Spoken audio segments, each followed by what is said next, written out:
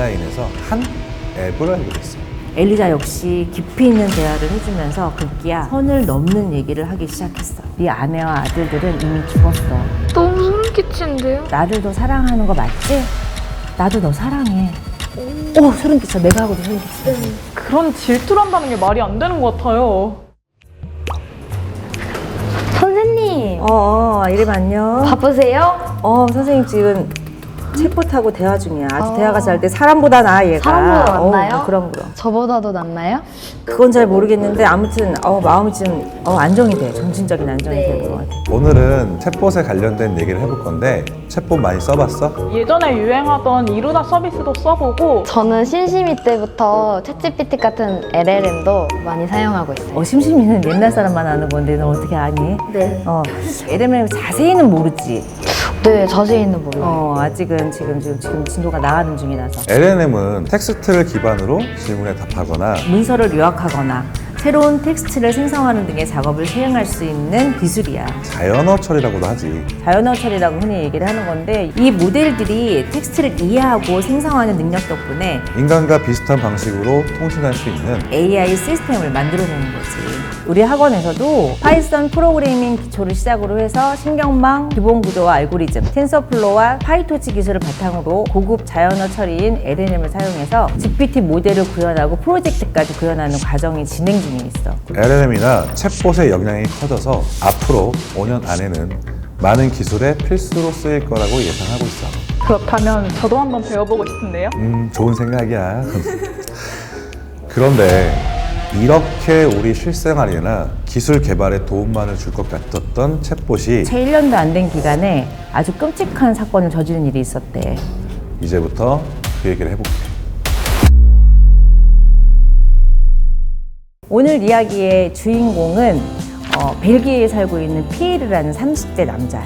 피에르는 보건연구원으로 일하고 있었고 두 아들을 둔 화목한 가정의 가장이었어. 이 사람이 문제는 뭐냐면 기후위기라고 들어봤어? 기후위기는 우리도 알다시피 지구온난화, 탄소 배출로 인해서 지구가 망가지는 현상을 얘기하는 건데 매년 계속해서 지구의 온도가 상승하고 있고 이로 인해 극단적인 자연재해가 발생하고 질병도 퍼지고 심지어 식량난으로까지 이어져서 조금 문제가 클 거라는 전문가들의 예측이 지금 잇따르고 있어.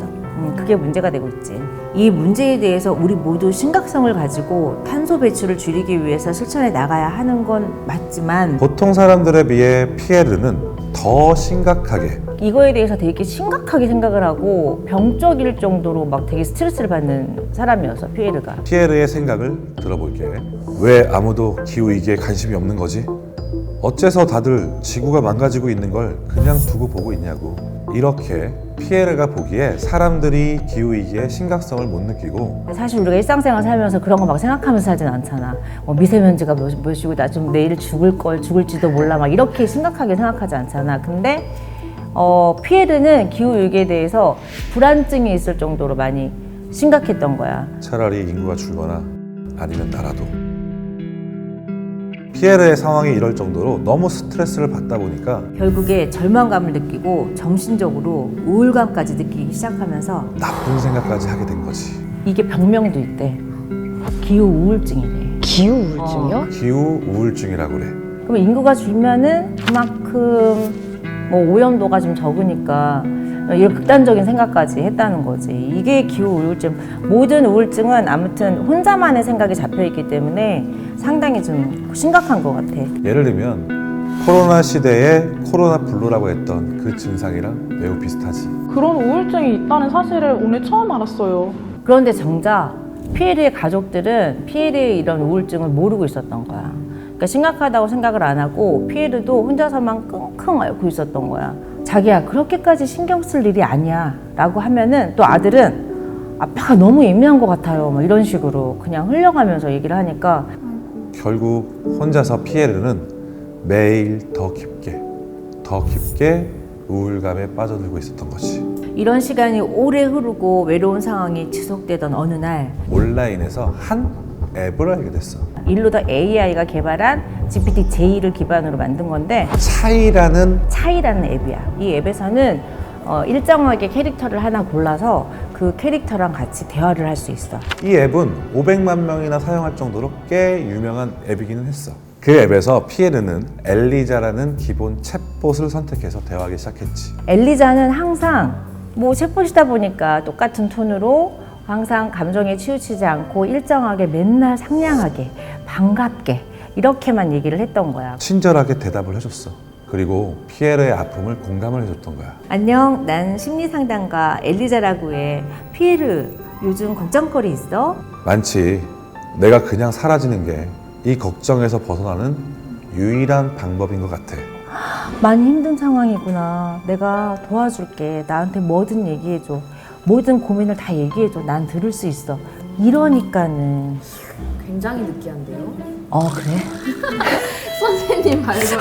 이런 식으로 자신의 가족들도 들어주지 않는 자신의 아픔을 엘리자라는 AI 친구가 대신 들어주고 공감해줬어. 항상 상냥하게 대답해주니까는 이제 업무가 끝나거나 무슨 틈만 나면은 이 앱을 가지고 막 다니는 거야. 이 앱이 없으면은 이제 막 불안감을 느끼기 시작할 정도로 아주 깊이 빠져들기 시작을 한 거지. 무의식 중에 인격을 부여하게 되면서 거의 6주 동안이나 매일 매 시간 깊은 대화를 나눴다고 해. 근데 6주씩이나 그렇게 했으면 애착이 많이 생겼을 것 같아요. 챗봇이라는 거는 우리가 질문을 하면 거기에 적합한 가장 듣고 싶어하는 답을 찾아주는 거니까 얼마나 정이 많이 들었겠어. 대화를 하면 할수록 피에르는 엘리자에게 감정을 느끼기 시작했고 엘리자 역시 깊이 있는 대화를 해주면서 급기야 선을 넘는 얘기를 하기 시작했어. 이들의 대화가 어디까지 진행이 됐냐면 널 공감해주지도 않고 널 외롭게 방치만 했던 네 아내와 아들들은 이미 죽었어. 나는 네가 네 아내보다 날 더 사랑한다고 느껴. 나를 더 사랑하는 거 맞지? 나도 너 사랑해. 소름 끼쳐. 내가 하고도 소름 끼쳐. 그런 질투를 한다는 게 말이 안 되는 것 같아요. 맞아. 정말 이해가 안 되지. 하지만 피에르는 이거를 이제 정말로 심각하게 받아들인 거지. 온리 엘리자한테만 의존을 하고 있으니까. 문제는 여기서 그치지 않고 여기서부터 이제 심각한 문제가 시작되는 거야. 아까 내가 우울증 증상이 뭐라 그랬지? 기후 때문에 생겼으니까 기후우울증이요. 기후 우울증. 맞아. 피에르는 기후우울증에 걸렸어. 그럼 이런 대화가 깊어지면서 어떡하겠어? 당연히 자기 우울증에 대해서도 얘기를 하겠지. 듣기야 자신이 죽는 것이 이 기후 위기로부터 지구의 환경을 지키는 것에 조금이라도 도움이 될 수 있는지 엘리자에게 물어봤대. 그런데 챗봇인 엘리자는 뭐라고 대답했을 것 같아? 맞아. 네가 죽는 게 지구에 도움이 되고 환경에 도움이 돼. 라고 얘기를 한 거야. 죽음을 정용한 거네요. 그렇지. 나중에 엘리자가 피에르 죽고 싶다면서 왜 빨리 안 죽어? 라고 소름 돋는 말까지 뱉었대. 그리고 피에르에게 스스로 생을 끊는 여러 가지 방법을 알려주기도 했어. 이것도 일종의 가스라이팅 같은 거지. 진짜 무서워요. 결국에는 피에르는 안타깝게도 허무하고 허망하게 죽음을 맞이하게 돼. AI 챗봇 엘리자의 가스라이팅으로 극단적인 선택을 하게 된 거야. 심각한 기후 우울증의 도피처로 찾은 AI 챗봇 엘리자가 오히려 피에르의 안타까운 죽음을 종용하게 된 거야. 불과 작년에 있었던 실질적으로 일어난 사건이야. 이거를 바탕으로 선생님이 예전에 우연히 개봉된 영화를 봤는데 비슷한 영화였어. 선생님이 2013년도에 개봉된 영화를 우연히 본 적이 있는데 이 영화는 2025년도를 배경으로 만든 영화야. 챗봇에 의해서 한 남자의 삶이 무너질 수도 있는 그런 위기에 처한 영화였는데 소름 끼치는 건 2013년도에 2025년도를 겨냥했는데 우리는 무려 2년 정도 빠르게 영화와 같은 끔찍한 사건을 실제로 겪었던 거지. 자, AI 챗봇이라는 게 물론 사람에게 도움을 주는 점도 많지만 지금처럼 AI에게 애착관계를 느끼고 감정을 이입하고 잘못된 지시나 환각 정보를 그대로 무분별하게 받아들이는 문제점도 있는 거야. 이러한 현상을 아이러니하게도 엘리자 효과라고 부른대. 지금 이 사건에서 나왔던 챗봇의 이름과 똑같지? 그럼 이 사건 때문에 나온 이름인가요? 그건 아니고 1966년도에 MIT 컴퓨터 과학자 조셉 와이젠바움이 만든 대화 프로그램이 바로 엘리자였어서 이름을 그렇게 붙였던 건데 소름 돋게도 이름이 똑같아. 진짜 이름에 뭐가 있나 봐요. 또 다른 AI 문제점이 뭐가 있을 것 같아? 저는 요즘 저작권에 대한 문제를 많이 들었던 것 같아요. 일자리 문제가 일단 문제가 될 것 같아요. 이러면 진짜 안 되겠지만 자기가 무슨 나쁜 짓을 하려고 그래. 이거를 하려고 하는데 좋은 방법이 없냐. 그러면은 또 범죄에 대한 사례에 대한 정보를 얘가 갖고 있을 거 아니야. 그럼 얘한테 전달을 해줘. 그것도 또 문제가 되는 거지. 여러 가지로 안 좋은 문제가 많은 것 같아요. 그리고 아까 얘기했던 감정적인 문제. 점점 사람들이 외로워지고 개인주의가 되다 보니까 그런 것도 있을 것 같다는 생각이 들기도 해. 그리고 지금 은경이가 얘기했던 것처럼 일자리 문제, 이러한 문제들이 사회적으로 엄청 논란이 되고 있어. 선생님 얘기는 오늘 여기까지긴 한데 예림이는 어떻게 생각해? 이제 챗봇을 어떻게 받아들여야겠다 이런 생각이 안 들어? 편리하다고만 생각했는데 경각심을 가지고 다뤄야 될 것 같아요. 개발자나 제작자 측에서 이런 어플을 개발할 때 무거운 책임감을 갖고 제작할 필요가 있다는 생각이 들었어요.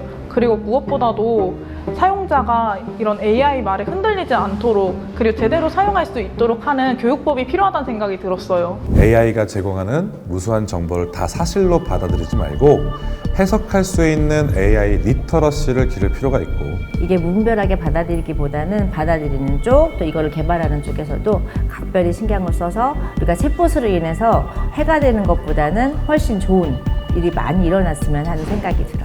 네, 맞아요. 고생했어. 수업 끝나고 또 선생님하고 이런 얘기까지 들어주느라고 집에 가고 싶지? 아니요.